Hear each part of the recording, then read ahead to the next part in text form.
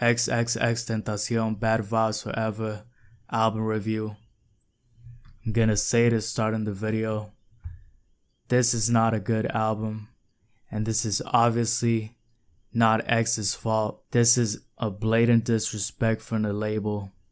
The way they're trying to so obviously gain as much money as they can to their pockets, acting like they actually care about the fan base, because of course the way they're gonna try to portray it is when they actually do any type of interviews or talk about it is trying to promote the people to listen to it because it's X's last album.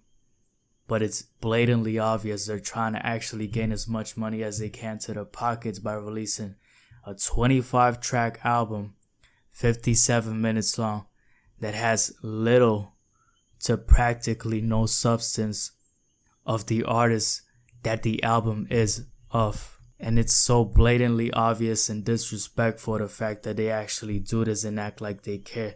You genuinely think they give a flying fuck about X's audience when it comes to the art itself and the music and the production? Because when you listen to this, it's clear they don't give a flying fuck about it. They just want to get as much money as they can to their pockets, try to benefit as much as they can as a label of the fact that this artist, in the little time he had in his music career, he actually garnered such a big fan base. They don't give a flying fuck about the music, my God. This shit is so incredibly obvious. When I listen to a track like Eating It Up, you can clearly tell X is in a state, in a mode where he's actually trying to practice his melodies, because it's the way he's actually saying it on the track. If you listen to it again and again, Eating It Up sounds like he's actually trying to develop the melody for a finished product. And so you come and put other tracks that are quote unquote interludes that you can obviously tell X wouldn't actually put this in the album in this type of way.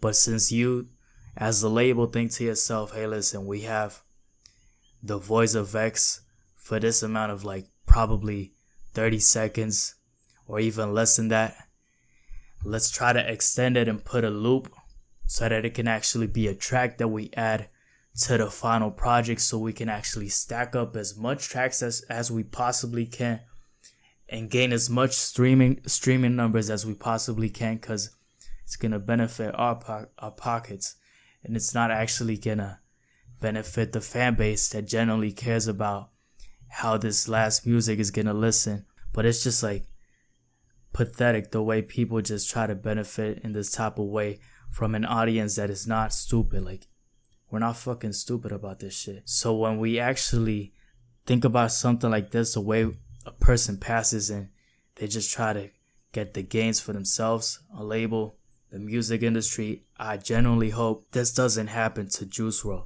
because I can already see how they're gonna try to say many tracks were finished, or they might not even give a flying fuck about saying it in that type of way, but they're just gonna release the music into a project that obviously these artists unfortunately are not here to try to actually be a part of the direction and the process of, and they're gonna just stack these tracks up to gain as much streaming numbers as they can for themselves. If we actually get to the tracks, the first one, the intro, the way he says, I'm trying to amount to something great, but trying to go off of energy, not trying to go off of torture. This actually, listening to it, makes me think, hey, we might actually get a good product. The label actually, gives a flying fuck about the finished product from the last album of a big artist, but they clearly didn't. So we get to the second track. It was decent enough for me to actually find it enjoyable, unlike some of the other tracks that I mentioned already at the start that are a later part of the project. For a 2-minute song, it did actually feel like one of the finished tracks. X's voice actually did sound pretty clear compared to some other tracks here where it just feels like they actually have him whispering, and I just know that X wouldn't actually want the finished track to actually sound like it's lowered or like he's actually whispering on the track. But we'll get to that one later on. The whole point is this one is actually surprisingly at the start one of the tracks that actually feels a bit more complete, even though the instrumental is a basic guitar sound, a guitar sample, however you want to say it. Ugly is actually one of these tracks that the chorus just keeps playing, and it just happens so obviously with so many tracks right here where it just feels like X is not really even the central part of the track. Like there's features here that are for the majority of the tracks, actually for every track I could actually say it, they're much more longer than X verse. They feel like it's actually not, they're not the feature. It feels like actually X is the feature. They only have him for the chorus in certain tracks.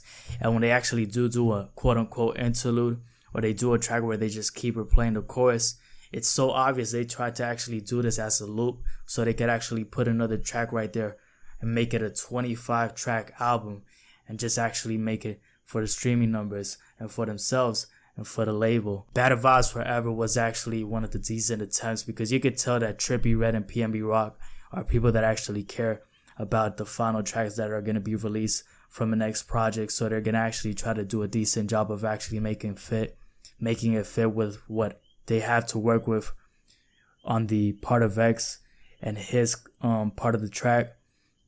So X actually does sound like he fits on the track overall, but it's obviously a very, very short amount from his part, unfortunately. And once again, this is not X's fault at all. I'm critiquing the label when it comes to this and the way they're trying to actually manipulate streaming numbers to their benefit. Some decent tracks, I mentioned them previously. Other than that, when it comes to this album, I just feel like they really didn't generally care about the way it was actually going to be released. They didn't care about the fan base at all.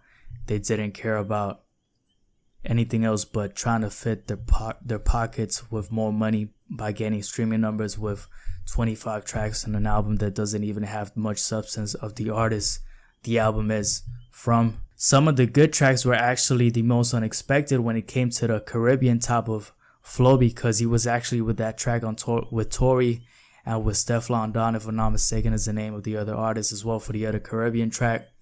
Those tracks actually sounded a bit more complete, and he actually did fit better when it came to those tracks than some of the tracks you would expect X to be on it. They would actually care about making them fit in a way that would actually be good for the audience to listen to. So that was actually surprising, because sometimes you know how the Caribbean type of sound, they try to water it down way too much when it comes to these tracks in the mainstream. But at the same time, that was actually some of the few tracks that I did find enjoyable on this 25 track project. So once again, I'm trying to go to the tracks that I did find enjoyable when it comes to the production, or at least to the parts of X. But since I got so much from other people that weren't him, this album just doesn't feel like it's actually something that was taken care of, that people actually wanted to make it feel like the last thing we would listen from X would be an album that the label said we're gonna actually put our time and effort into it, not just for our own gains. Rest in peace to X once again. Rest in peace to Juice WRLD. I hope they don't do this bullshit to Juice WRLD now that he's passed away. But I'm out, bruh.